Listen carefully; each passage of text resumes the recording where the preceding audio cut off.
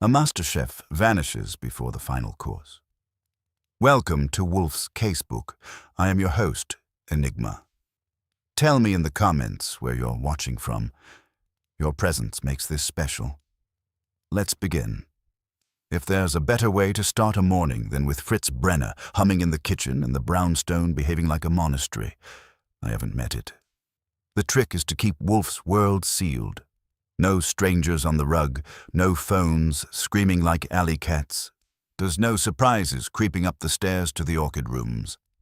So naturally, at 10 minutes past 10, the doorbell rang with the kind of persistence that suggested either an emergency or a person who hadn't yet learned the sacred difference between ring once and declare war. I was at my desk in the front room, polishing off correspondence that didn't deserve the shine, when Wolfe's voice floated from the office like a verdict. Archie, if you do not intend to answer it, at least permit me the illusion that you are considering it. I'm considering it, I called back. I'm considering letting it die of neglect. The bell rang again. Longer this time. Like the finger had settled in and was waiting for applause. All right, I muttered. If it's a telegram boy with a grudge, I'm charging you extra. I crossed the hall and yanked open the door. The man on the stoop was dressed like a respectable funeral for a lively wallet, dark overcoat, hat held in both hands. Now in a face that had been pressed into worry so long it had taken a set. Mid-40s, neat, clean, not rich enough to swagger and not poor enough to apologize for existing. He had the eyes of someone who'd been staying awake at night, counting possible outcomes and not liking the arithmetic. "Mr. Goodwin," he asked. "That's what the tax people call me. Who's asking?" He swallowed once, and it looked like it scraped on the way down. "My name is Calvin Rook. I need to see Nero Wolfe." I gave him a sympathetic nod. "So do a lot of people. Not all of them get to. The ones who do usually bring either money or trouble. Which are you carrying today?" His mouth twitched like it was thinking about smiling but didn't trust the neighborhood. "Both. Please." That please had weight. It wasn't a polite word. It was a lever. Behind it was something he couldn't lift alone. I let him inside because I'm not heartless, and because sometimes trouble is the only thing in New York that arrives on time. He stepped onto Wolfe's Persian rug and stopped dead, like his shoes had been told a prayer.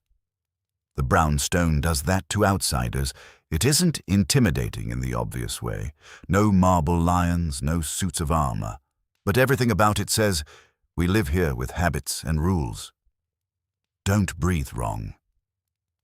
I shut the door and led him to the red leather chair in the office doorway. See where visitors get parked until Wolfe decides whether they're worth oxygen.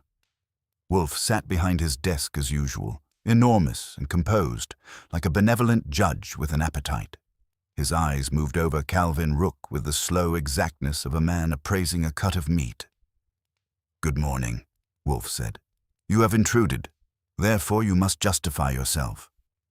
Rook's hands were still clasped around his hat. "Mr. Wolfe, my chef is missing." Wolfe's eyelids lowered a fraction. "Your chef?" "Yes, thus his name is Lucian Vale." That got a flicker from me, because the name wasn't unfamiliar, not famous in the movie star sense, but known in the certain circles where people pronounce sauce like it's a philosophy. Rook rushed on, the way people do when they fear silence will condemn them. "He was supposed to start a private engagement this week.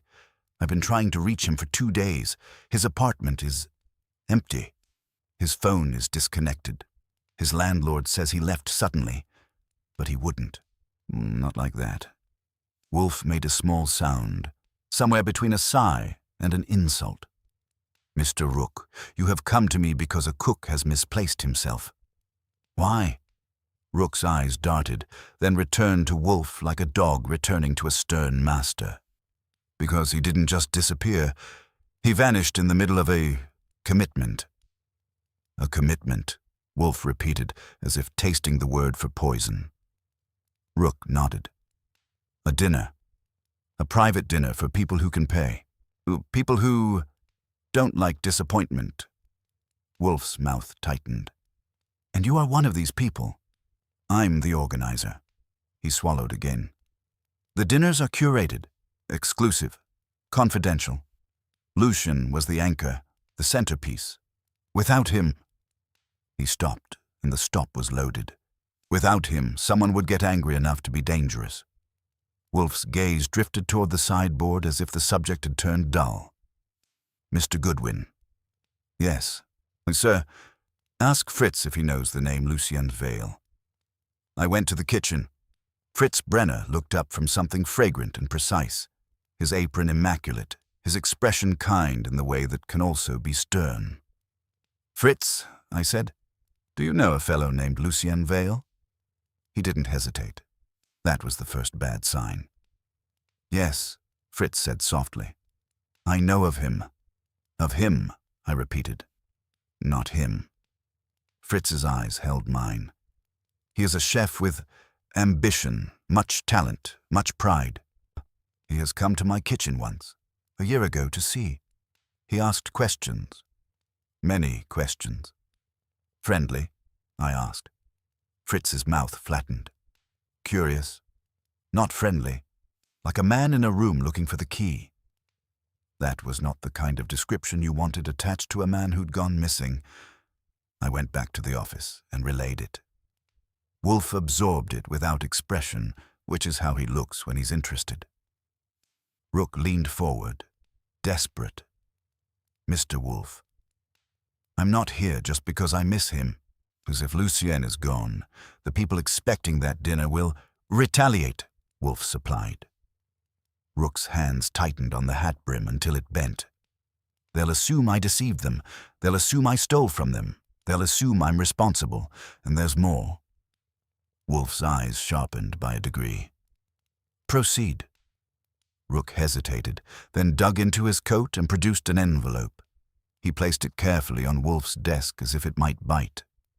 This arrived yesterday morning, he said. Ours hand-delivered.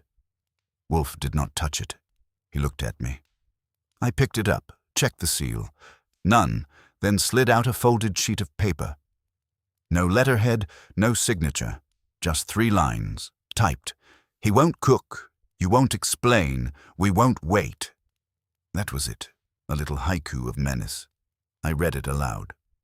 Rook's face had gone pale enough to qualify as a complaint. That's why I came. I don't know who we is, but I know what they can be. Wolfe's fingers steepled.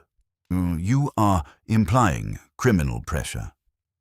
I'm implying I'm out of my depth, Rook said. Lucien was supposed to meet me at 9 o'clock Monday morning to go over the menu. He didn't show. I went to his apartment. The superintendent let me in because I showed him cash and panic. There was no sign of a struggle. No blood, no broken furniture. But his knives were gone. I couldn't help it. His knives? Rook nodded. He kept them in a roll, custom set. Expensive. He wouldn't leave without them. Wolfe's eyes narrowed. Then perhaps he did not leave. Rook's voice dropped. Exactly. Wolfe leaned back in his chair, and that motion was like a mountain shifting a fraction. I do not chase missing chefs. Rook's shoulders slumped, like he'd been expecting the sentence, but still hoped it wouldn't be spoken. Wolfe continued, unhurried. However, I do object to disturbance. As the note you received suggests a certain faction is willing to bring their impatience to your doorstep, and by extension, perhaps to mine. That is intolerable. I watched Rook's eyes and saw the first spark of relief. Small, careful, like a match in a windstorm. Wolfe looked at him. You will tell me everything about these dinners, their location, their schedule, their participants. You will not conceal identities because you are ashamed or frightened. If you insist on secrecy, you will find another detective. Rook inhaled as if preparing for a plunge. I can't give you all the names. Wolfe's voice stayed calm. Then you can leave. Rook's gaze snapped to me, and I gave him the sympathetic shrug of a man who's seen this play before. Wolfe doesn't bargain with facts. Rook's jaw worked. He was measuring risk against risk. Outside the brownstone, there were unknown people who didn't wait. Inside, there was Nero Wolfe, who didn't move. "All right," he said finally, "and I'll tell you what I can. But Mr. Wolfe, if you take this, if you involve yourself, you'll make enemies." Wolfe's eyes gleamed faintly. "Mr. Rook, I've had enemies for decades. They are less troublesome than fools." Rook nodded once, defeated into cooperation. "The dinners are called the Meridian Table. That name never appears in writing. The guests are vetted, wealthy, influential, mostly private. It's not illegal. It's discreet." "Discreet," I said. "That's a word people use when shady is too honest." Rook ignored me. Lucian Vale was hired because he had a reputation for creating a menu that changes people's minds. Wolfe's brow creased. "Nonsense." Rook shook his head, earnest. "I don't mean magic. I mean persuasion. He could make an old grudge feel foolish, make a hardened person sentimental, make a rival admit something they didn't plan to admit. It sounds ridiculous when I say it aloud, but I've seen it." Wolfe stared at him. "Food does not compel confession." Rook hesitated. Not food, the setting, the timing. Lucian understood how to build an evening like a trap. The courses were arranged. That phrase hit me. Arranged, like the click of a lock. A chef as a strategist, a dinner as a trap. Wolfe's voice was dry. "And now the strategist is missing." Rook nodded. "Yes, and someone wants the dinner to proceed anyway, or wants it to fail. I can't tell which." Wolfe looked toward me again. "Mr. Goodwin, you will go to Mr. Vale's apartment. You will observe. You will speak to the superintendent and landlord. You will take whatever you consider relevant." "Sure," I said. "I'll just stroll in and ask the walls if they noticed anything." Wolfe ignored the tone. "You will also inquire discreetly about this Meridian Table." Rook stiffened. "Please," Wolfe cut him off. "If you want results, you will endure discomfort." Rook's face tightened, but he nodded. Wolfe continued, "I will require a retainer." Rook didn't blink, as he reached into his inner pocket and produced a checkbook like a man who'd already rehearsed the surrender. He wrote, "Tor," and handed it over. I glanced at the amount. It wasn't small. It was the kind of number that made even Wolfe's eyebrows consider lifting. Wolfe accepted it with the serenity of a man accepting his rightful tribute. "Very well," Wolfe said. "You will remain available. If you receive further communication, you will inform Mr. Goodwin at once." Rook rose. He looked around the office again, like he was trying to memorize what safety felt like. "Thank you." I escorted him out. At the door, he paused. "Mr. Goodwin," he said quietly, "if Lucien is alive, he won't come back willingly." I studied him. "Why not?" Rook's eyes were raw with something that wasn't just fear. "Because he was planning something, and someone found out." When he left, the brownstone settled back into its usual silence. Except it wasn't the same silence. It had a seam in it now, like a hairline crack in glass. I went back to Wolfe's office. He was staring at nothing, which meant he was staring at everything. "Well," I said, "we've officially got ourselves a missing chef, a secret supper club, and a note from the royal we." Wolfe's lips compressed. "I dislike organizations that refer to themselves as plural." "That's because you prefer royal singular," I said. Wolfe's eyes moved to me. "Archie, this is not about food." I leaned against the desk, and my grin faded just a notch. "No, it's about what gets served with it." Wolfe's voice was low, precise. "It is about control. Someone has removed a man who understood how to orchestrate an event. That suggests the event matters, and if the event matters, the reason will be." He paused, as if selecting the least distasteful word. Ambition, I supplied. Wolfe nodded. Yes. From the kitchen, Fritz's humming drifted faintly. Calm, steady, domestic. Find it was the sound of a world pretending it hadn't been disturbed. But it had. And if a chef could vanish without a sound, then the next thing to disappear might be the brownstone's peace. I picked up my coat. All right, boss. I'll go see what a missing chef leaves behind when he doesn't plan to be missing. Wolfe's tone sharpened just slightly. Be attentive, Archie. Missing men seldom vanish for one reason. They vanish because the reasons are too numerous to carry openly. I headed for the door, and as I did, the smell of Fritz's cooking caught me. Warm, rich, reassuring. That's the thing about a home like ours. You don't realize how much you depend on its rituals until someone threatens to replace them with chaos. And outside, New York was wide awake, full of people who didn't wait. By the time I reached Lucien Vale's building, the morning had ripened into that gray New York hour when ambition and exhaustion share the sidewalk. The address Rook had given me was on the West 70s, respectable but not boastful. The kind of place that said a man was doing well enough to enjoy it, but not so well he wanted headlines. The lobby smelled faintly of boiled cabbage and furniture polish. The superintendent was behind a small desk that looked like it had been borrowed from a grammar school and never returned. So he had a face built from skepticism and a newspaper folded to the racing pages. You the one who was here Monday? I asked. He looked up slowly. Depends who's asking. Archie Goodwin. I'm working for Mr. Rook. About Mr. Vale. The name made him frown in a way that suggested mild inconvenience rather than tragedy. Yeah, he said. That one. Chef. Always polite. Paid on time. Left. Left, I repeated. You saw him go? No. Then how do you know? He sniffed. Apartment's empty. Closet bare. No dishes in the sink. No food in the icebox. That's leaving. Or that's staging, I said pleasantly. Mind if I take a look? He hesitated just long enough to establish territory, then shrugged. Landlord said it's fine. You break anything, you pay.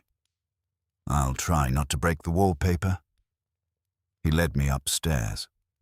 Vale's apartment was on the 3rd floor, front-facing. Good light, good taste. Whoever had decorated had known when to stop. The place wasn't large, but it had that quiet confidence of someone who'd curated his life carefully. The living room was tidy without being sterile. A low bookshelf held cookbooks, French titles mostly, some Italian, a couple in English. A piano stood against one wall, upright, polished. That surprised me. Chefs I'd known tended to collect knives and grudges, not sonatas. Anything missing besides him? I asked. The superintendent leaned in the doorway. Like I told the other guy. Clothes gone, toiletries gone, those kitchen tools gone. Kitchen tools meaning knives, fancy ones. In a roll. I saw 'em once when he showed me. Japanese steel. He said they were worth more than my car. I crossed to the kitchen. It was immaculate. Not the forced cleanliness of a showing, but the natural order of someone who respected surfaces. The stove gleamed. The counters were bare except for a wooden cutting board and a ceramic jar labeled "Sell" in a neat hand. I opened the cabinets. Empty of personal touches. The plates stacked evenly. No half-used spices, no lingering ingredients. The refrigerator confirmed the story, emptied and wiped down. If Vale had left, he'd done it with intention. No haste, no panic. I crouched and opened a lower drawer. Nothing but folded dishcloths. No stray receipt, no forgotten scrap. I straightened and scanned the room again. Something about it was too composed. When people leave in a hurry, they leave friction. A half-read newspaper, a glass in the sink, and a sock that didn't make it into the suitcase. This was smooth. Did he say anything to you recently? I asked over my shoulder. The superintendent scratched his cheek. He asked about visitors. Visitors? Yeah. Said if anyone came asking questions about him, I should let him know. I said sure. Figured he meant creditors or women. Did anyone come? He shook his head. Not before Monday. After that, just you and the other fellow. Other fellow, meaning Rook. Yeah. I nodded and wandered back into the living room. On the small writing desk by the window was a blotter, clean, a pen capped, a stack of stationery, untouched, no obvious note left behind. I checked the bedroom. The closet doors slid open to reveal hangers like ribs without a body. A single garment bag hung in the corner, empty. Drawers were bare. He hadn't forgotten anything. Except maybe he had. And I knelt by the bed and ran my hand underneath. Dust. Nothing else. I checked behind the radiator. Empty. When I returned to the living room, the superintendent was studying me like I might confess something interesting. Ever hear him argue? I asked. He shrugged. Once? On the phone. A week ago, maybe. He wasn't loud, but he was sharp. About what? Couldn't tell. Just heard him say, "It will be done as I decide." Then he hung up. That line fit too neatly. Can anyone else have a key? Landlord and him, that's it. I walked back to the kitchen and picked up the ceramic jar marked cell. It was heavier than it looked. I unscrewed the lid. Salt. Fine, white, ordinary. I dipped 2 fingers in and let it run between them. Nothing unusual. Still, I tipped the jar sideways and shook it gently over the counter. Salt spilled in a neat cascade, and something else with it, a folded scrap of paper.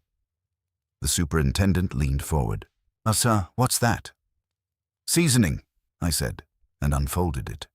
It was small, torn from a larger sheet, handwritten in a tight, disciplined script. Course 3 must not be served. If they insist, you will have blood on your hands. No signature. I read it twice. "Well," I said softly, "that's not about undercooked fish." The superintendent blinked. "What's it say?" "Nothing about you," I assured him, folding it and sliding it into my pocket. "Did you notice if he had company recently?" He thought. "Sir, a couple times. Different people. One man, older, fancy coat. One woman, dark hair, looked like she could run a courtroom. They didn't stay long." "Arguments?" "No. Quiet. Quiet can be worse." I took one last look around the apartment. Vale had emptied it, yes, but he'd left a warning in his own salt jar. Either he'd hidden it from someone, or he'd left it for someone specific to find. "Thanks," I said to the superintendent. "If he shows up to retrieve his sofa, give me a call." Outside, the air felt sharper. Course 3 must not be served. At 10:30 that morning, in a spotless apartment, a chef had left behind a threat wrapped in culinary language. I headed back to the brownstone, my mind arranging possibilities the way Vale might have arranged a menu. When I entered, Fritz was in the hallway, arms folded. "You were quick," he said. "Not quick enough to miss lunch, I hope." His eyes searched mine. "You found something." "Maybe," I said. "Is Wolfe in?" "In the office. And not pleased." That was redundant. Wolfe's pleasure has to be earned like a rare coin. I went in without knocking. Wolfe looked up from his desk. "Report." I relayed the apartment's condition first. Orderly departure, knives taken, no signs of struggle. Then I described the note from the salt jar and handed it over. He read it once, then again more slowly. "Course 3 must not be served," he murmured. "Intriguing." "Either Vale was planning to poison someone," I said. "Aye, or someone thought he was." Wolfe shook his head faintly. "No. This is not the language of poison. It is the language of sequence." "Sequence?" "Yes. Course 3. Not the meal. The moment." He leaned back slightly, eyes half closed. That meant gears were turning. In a structured dinner, he continued, the third course arrives when the guests are neither hungry nor satisfied. It is the pivot, the transition from appetite to indulgence, to, if one wished to introduce revelation, that would be the optimal point. I considered that. So Vale planned something for the third course, something dramatic. Perhaps, Wolfe said. Or someone believed he did. I perched on the edge of my desk. Rook said Vale could change people's minds. Maybe he was planning to do more than that. Wolfe's gaze sharpened. Did the superintendent describe the visitors? Older man in a fancy coat, woman who looked like she could run a courtroom, or quiet meetings. Wolfe nodded slowly. We require names. I can start with Rook's guest list. Yes, and you will locate these visitors.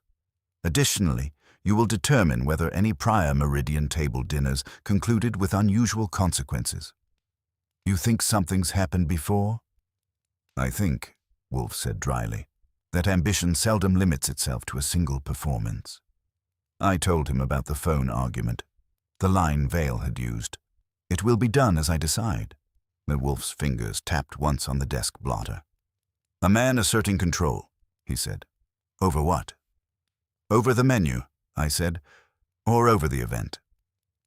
Wolfe looked at me as if I'd just served him a dish he hadn't ordered but might tolerate. Archie, he said, the disappearance is deliberate. The note in the salt jar is a contingency. Vale anticipated interference. Then why leave it all? Wolfe's eyes met mine, steady, because the interference succeeded. That settled in the room like smoke. Meaning he's either hiding, I said, or he's being hidden. Precisely. There was a knock at the front door. I glanced toward the hall. Expecting anyone? No. The knock came again. 3 firm raps, measured, not impatient. I went to answer. On the stoop stood a man in his late 50s, impeccably dressed, coat cut from money and confidence.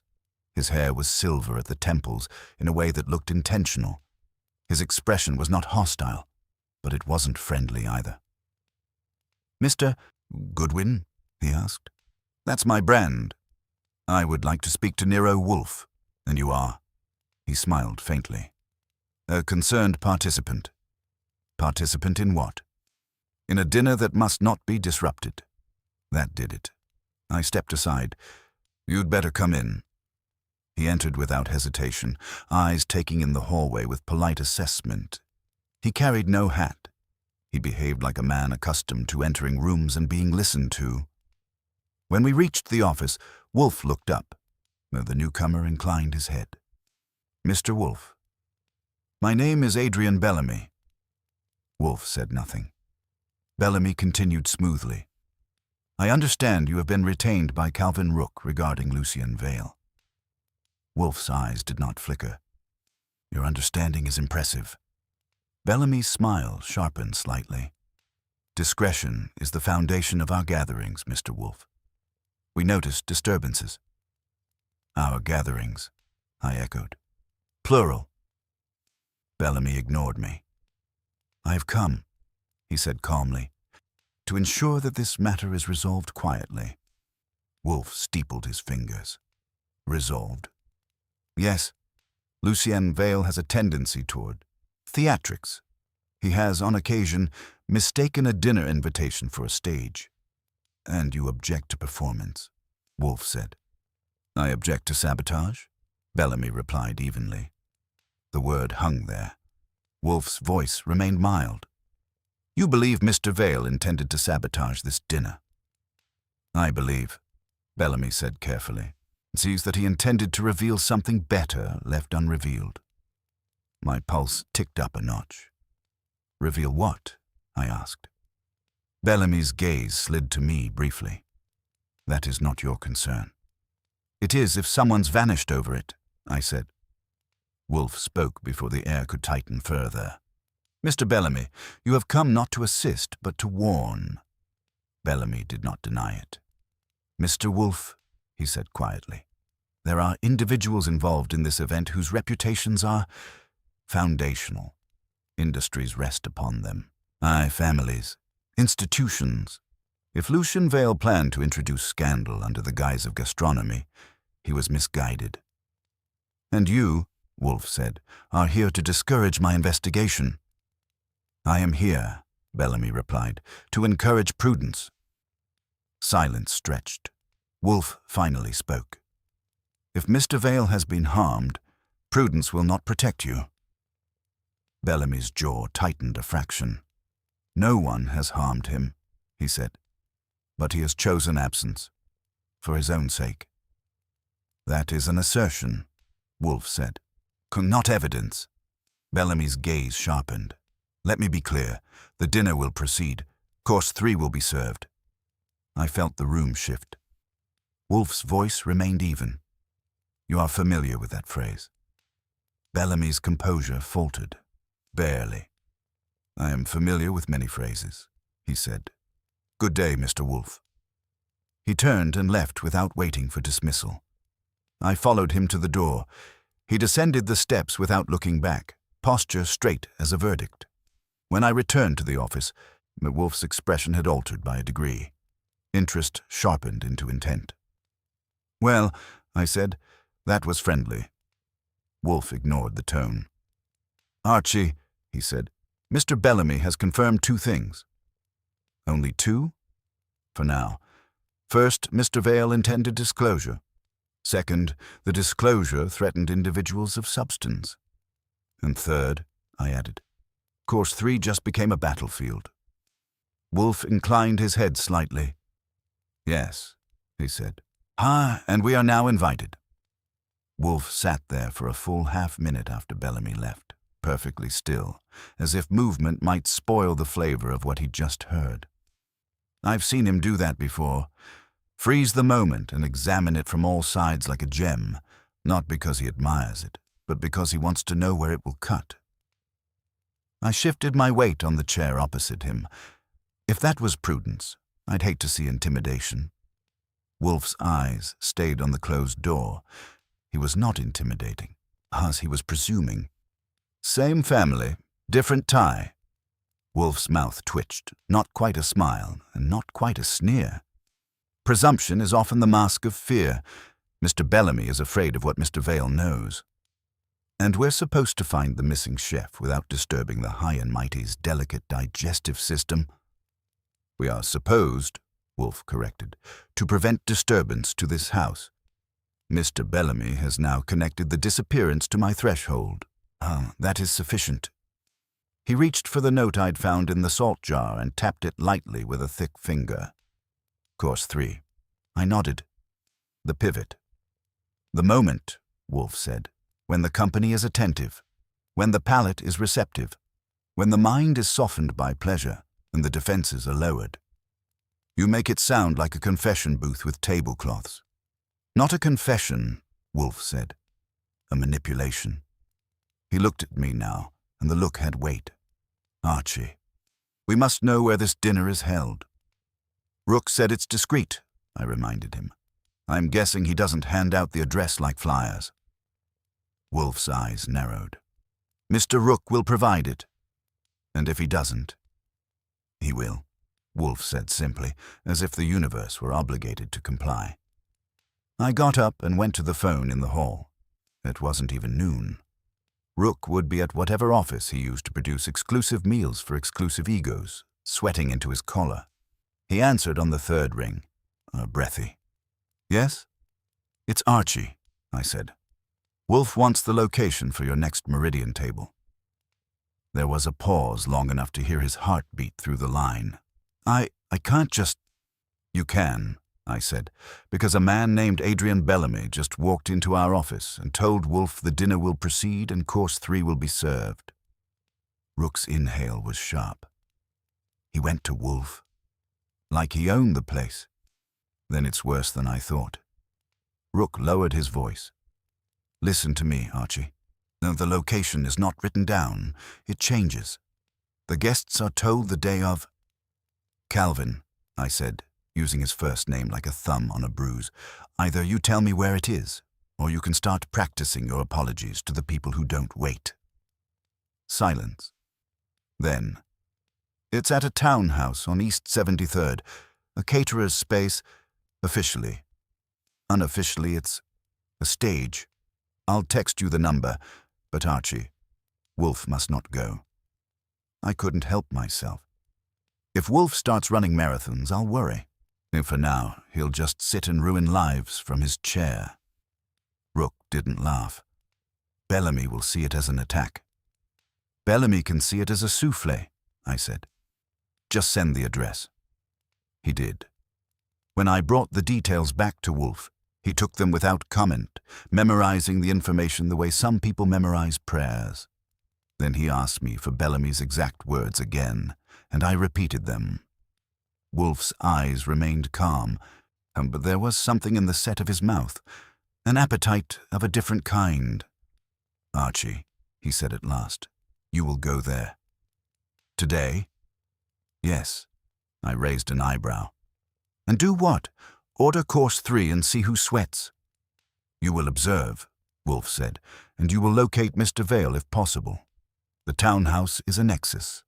If Mr. Vale intended to reveal something there, and it is probable that whatever induced his disappearance originated there as well. And if I run into Bellamy—" "Be polite," Wolfe said, "and do not be intimidated." "I'm never intimidated," I said. "I'm only selectively cautious." Wolfe ignored that. "You will also contact Saul Panzer." "Now." "Now!" That wasn't a suggestion. It was Wolfe's way of moving pieces without leaving his chair. I called Saul, gave him the outline, and then he listened in that quiet way he has, like a man letting the facts settle into their proper compartments. "So you want me on the dinner, people?" Saul said. "Yes," Wolfe's voice carried from his office doorway. "And on Mr. Adrian Bellamy. Immediately." Saul made a soft sound. Agreement without enthusiasm. "All right, you'll have something by evening." I hung up and grabbed my coat. Fritz was in the hall again, as if the house itself had become alert. "You go to see about the chef?" he asked. "Yes," I said. He studied me, then glanced toward Wolfe's office. "Be careful. A man who cooks for important people sometimes learns their secrets." "Yeah," I said. "And secrets don't like being plated." When I stepped out onto the street, New York hit me with its usual confidence. Horns, voices, a gust that smelled like exhaust and ambition. The brownstone behind me felt suddenly like a sanctuary I'd left unguarded, even though Wolfe was inside and, in his way, more guarded than any lock. And East 73rd was the kind of street that makes you feel underdressed, even in a decent suit. Townhouses with polished brass, doormen with practiced faces, windows that concealed more than they revealed. The address Rook had texted was a narrow brownstone among them, less grand than the neighbors, but clean, discreet, and expensive in its restraint. There was no sign, no banner, no hint that inside powerful people came to be fed and perhaps undone. Across the street was a small coffee shop with a front window and the kind of seating that pretends it's casual while encouraging you to watch everything. I went in, ordered something I didn't want, and took a seat where I could see the townhouse door. For 15 minutes, nothing happened. Then a woman arrived. She was in her late 30s, dark hair pinned back, posture straight as a file folder. She wore a coat that cost more than my weekly groceries and carried herself like she was used to people moving aside. She didn't look up and down the street. She didn't hesitate. She went straight to the townhouse and was admitted with a quick exchange. No visible checking of her name, no fumbling. She belonged there. A woman who looked like she could run a courtroom, the superintendent had said. That had to be her. I watched the door close behind her and felt the hairs at the back of my neck tighten. Because people like that didn't visit chefs for recipes. They visited them for leverage. And if she was part of the Meridian table, then Lucienne Vale hadn't vanished into nowhere. He'd vanished into a room full of people who could afford to make a man disappear quietly, and then show up at Nero Wolfe's door to call it prudence. I let 3 more minutes pass before I finished my coffee and crossed the street. You don't rush a door like that. You approach it as if you've been expected all your life. The brass plate beside the entrance was unmarked. The bell, however, was polished from use. I pressed it once. A man opened the door almost immediately. Early 40s, compact build, neutral suit. His expression was the kind that didn't commit to curiosity or hostility until it had instructions. "Yes." "I'm looking for Mr. Vale," I said easily. "Lucien Vale." A fractional pause. "There is no one here by that name." "Funny," I said. "I've been told this is where he works miracles." "We host private events," the man replied. "You must be mistaken." "I get mistaken all the time," I said. "It's part of my charm. Mind if I come in and verify?" "No." He said it without emphasis, which made it firmer. I didn't move. "All right, then maybe you can tell me who does the catering for your private events." "That is arranged as needed." "Not by Mr. Vale?" "I have no information for you." He began to close the door. "Before you do," I said, letting a little steel slip into my voice, "tell Adrian Bellamy that Archie Goodwin stopped by." The door stopped moving. The man's eyes sharpened. "One moment." He closed the door fully this time, but I heard the latch click lightly. Not locked. 30 seconds later, it opened again. "Mr. Bellamy will see you." Of course he would. I stepped inside. The hallway was narrow and tastefully understated, and no art on the walls. No clutter. The air held the faintest scent of polish and something culinary. Herbs, perhaps, or stock simmered recently. I was led through to a rear room that had been converted into a dining space.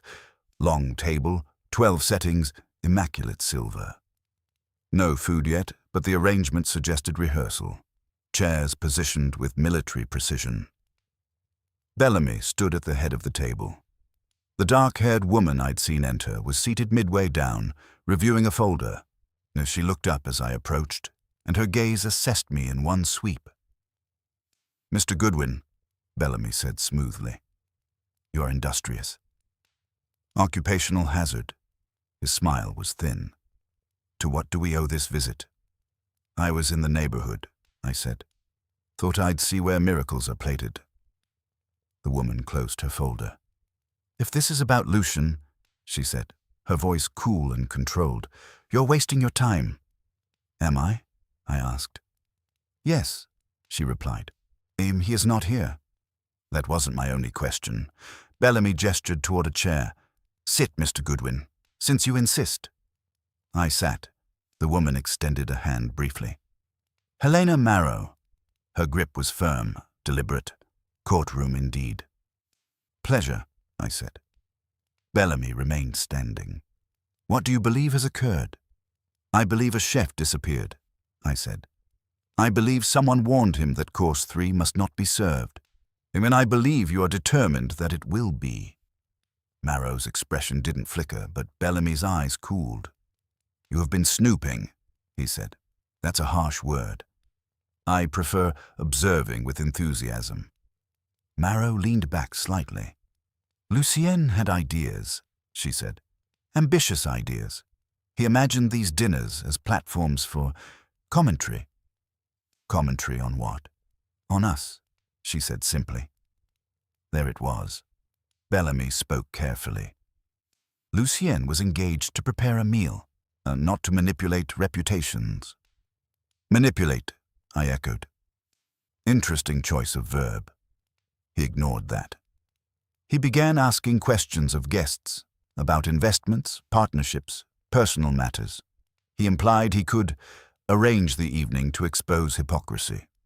So he planned a public shaming over soup. Marrow's gaze sharpened. Nothing so crude.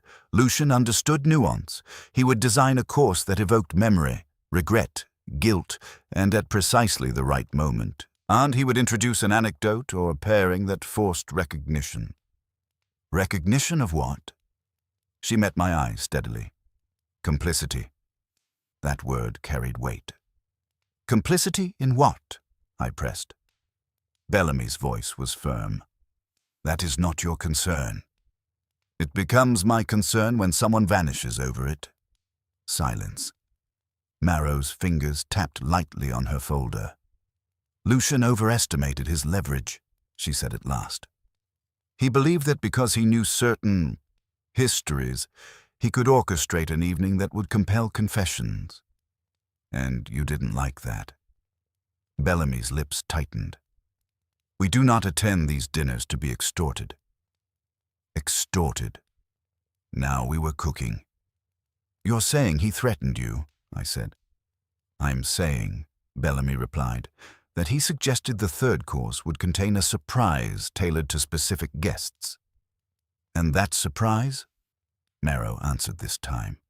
Would have been deeply inconvenient. I leaned back, studying them. Neither looked frightened. Neither looked particularly guilty either, but both looked invested. Where is he? I asked quietly. Bellamy's eyes held mine. He left of his own accord. Because? Because he realized he had miscalculated. That's tidy, I said. Too tidy.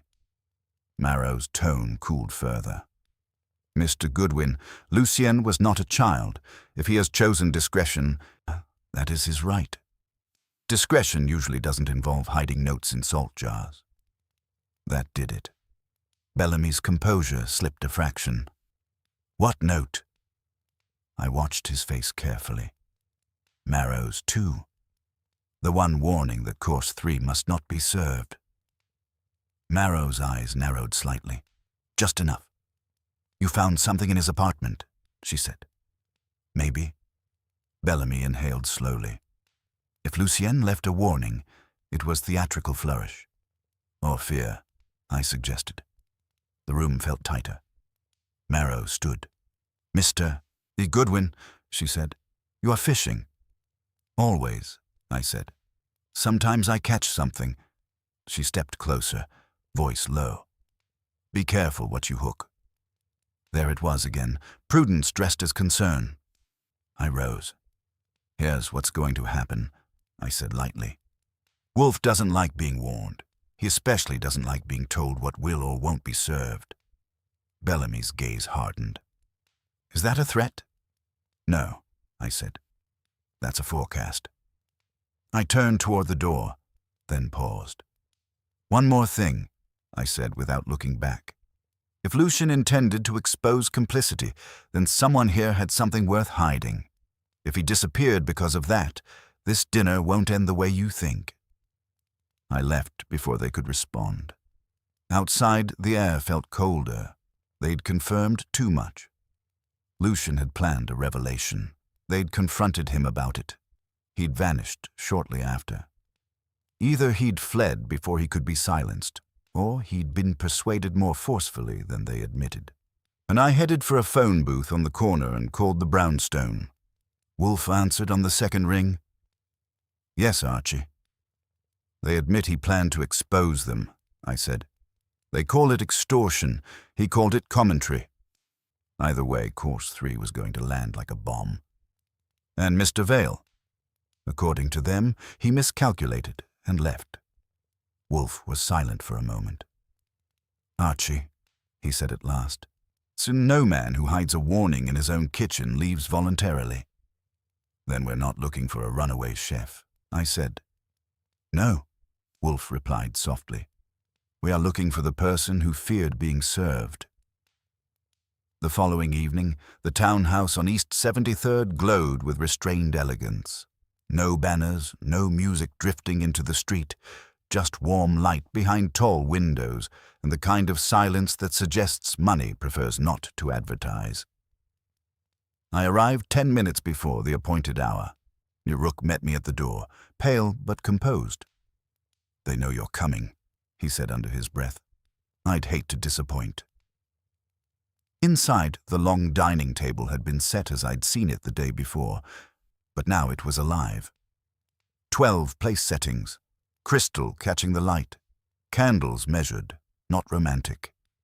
At the far end stood Evan Duret, the replacement chef, young, talented, visibly aware he was substituting into a storm.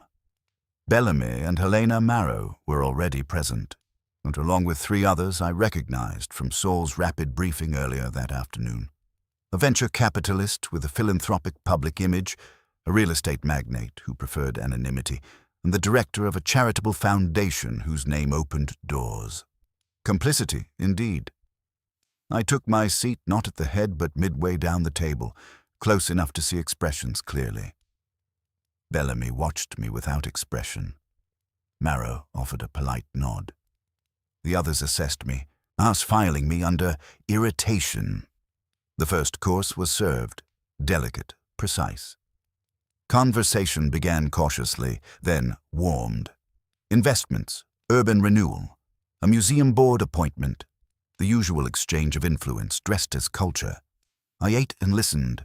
Second course, richer, more confident, wine refilled, laughter loosened slightly. I watched for signs of tension, glances toward the kitchen, private signals, hands tightening on stems. Bellamy was controlled, Marrow attentive. The philanthropist, Henry Calder, if Saul's notes were correct, was less so. He checked his watch twice. His smile came a fraction too late to jokes. When plates from the second course were cleared, there was a subtle shift in the air. The pivot. Duret emerged from the kitchen, personally carrying the third course. It was simple in presentation. Braised short rib, reduction glossy, a puree beneath. No theatrics. But I wasn't watching the food. I was watching faces. As the plates were set down, Calder's jaw tightened. He glanced once toward Bellamy, then quickly away. Interesting. Duret returned to the kitchen. There was a pause. Forks hovered, a collective awareness, and then, from the hallway behind us, a voice. Do not serve it. Every head turned. Lucien Vales stood in the doorway. He looked thinner, paler, but very much alive.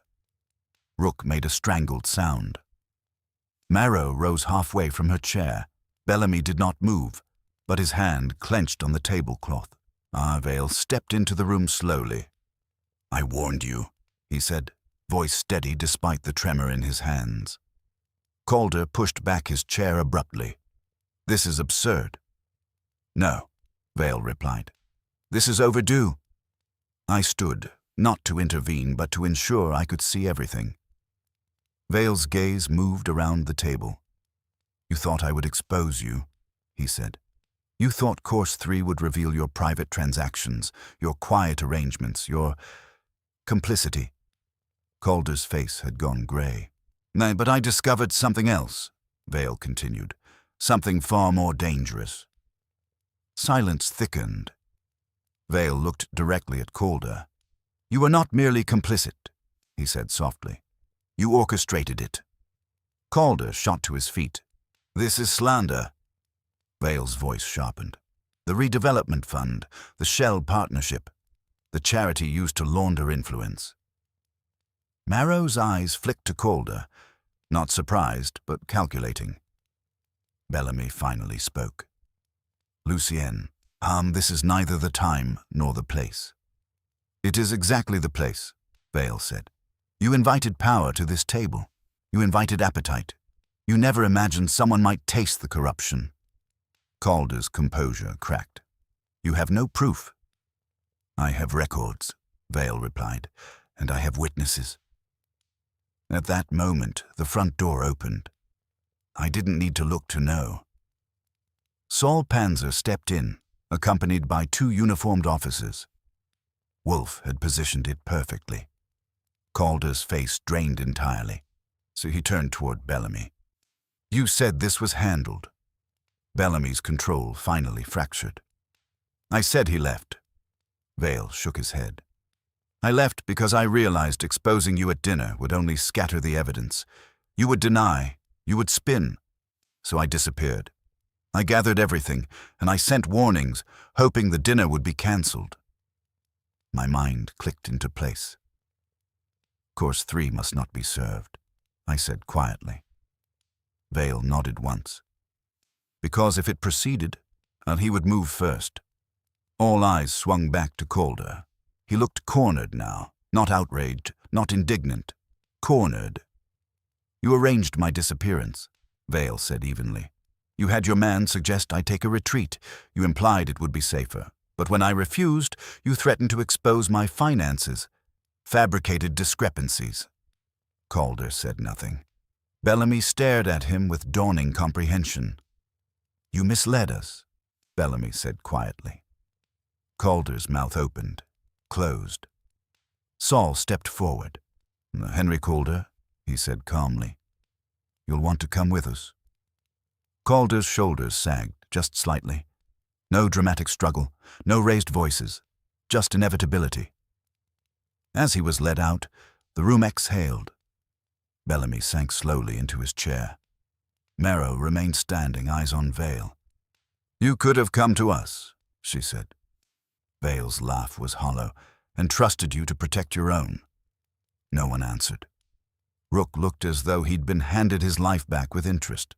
Then I stepped aside as the officers departed with Calder. Vale met my eyes. Wolfe? Home, I said.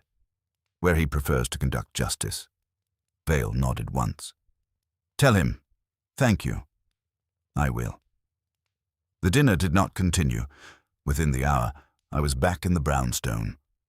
Wolfe sat precisely where I'd left him. Well? He asked. It was Calder, I said. He feared being served. I outlined the confrontation, Vale's strategy, Saul's timing. Wolfe listened, then closed his eyes briefly. Predictable, he murmured. You knew, I said. I inferred, he corrected. Mr. Bellamy's concern was reputational. Ms. Marrow's was structural, but Mr. Calder's was visceral. Fear leaves a distinct trace. I leaned against the desk. Vale staged his own disappearance, I said. To gather proof. Yes, Wolfe replied. An intelligent maneuver, though melodramatic. He's alive. Of course. I smiled faintly. You never thought otherwise. Wolfe opened his eyes. Archie, men who hide warnings in salt jars intend to return.